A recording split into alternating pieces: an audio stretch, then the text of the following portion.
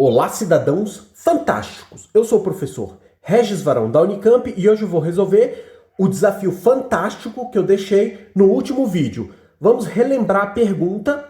Lembre que nós tínhamos 3 caixas. A primeira caixa tinha 3 lápis, a outra caixa tinha 3 cadernos apenas e a terceira caixa tinha cadernos e lápis.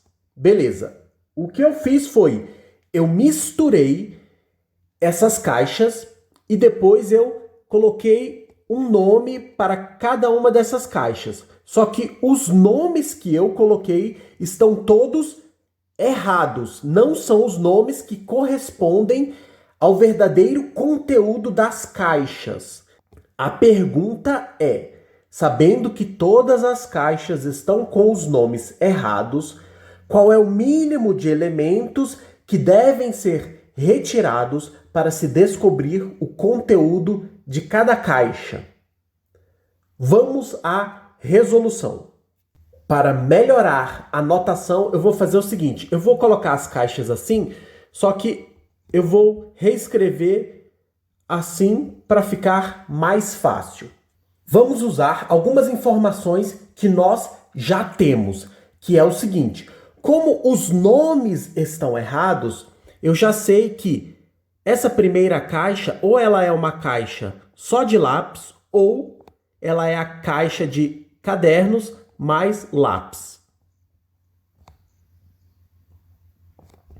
Essa caixa do meio, como está escrito lápis, então eu sei que não é uma caixa de só lápis. Portanto, ou é a caixa só de cadernos, ou é a caixa de cadernos mais lápis.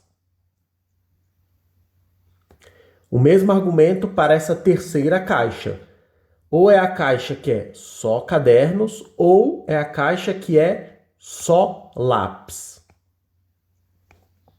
Deixa essa informação guardada. Agora vamos fazer o seguinte.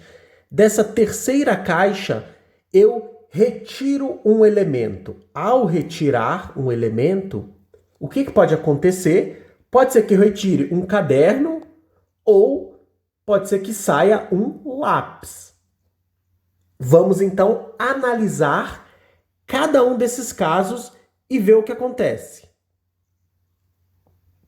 Para essa terceira caixa, nós já sabemos que ou ela é só uma caixa de cadernos ou ela é uma caixa só de lápis.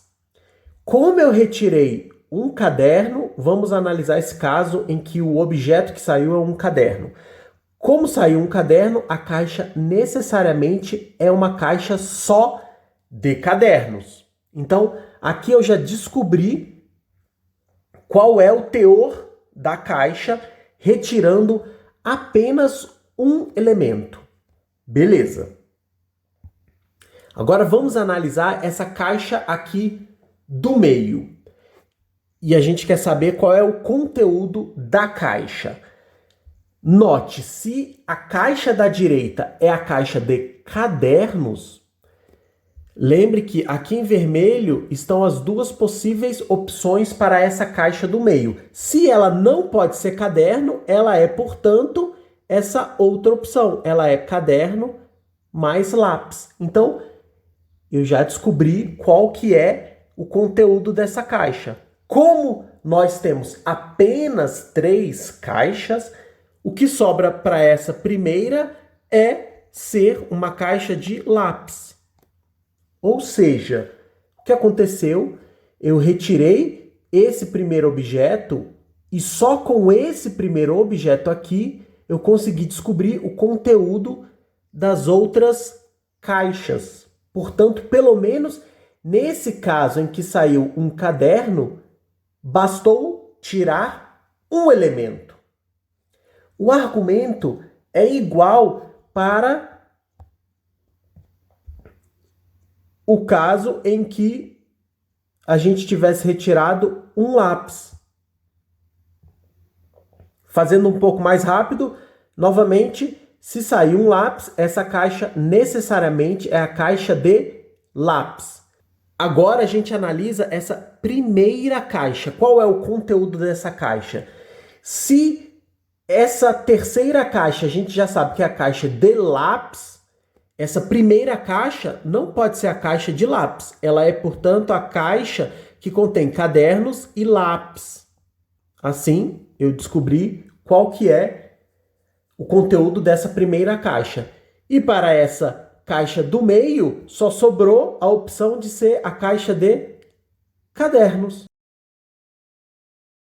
Portanto, a resposta da pergunta é que basta retirar um elemento. Algumas observações. Primeiro, eu sabia a solução e por isso que eu fiz direto, rapidinho. Segunda observação é, o correto é tentar. Terceiro comentário é a importância de se escrever e organizar suas ideias.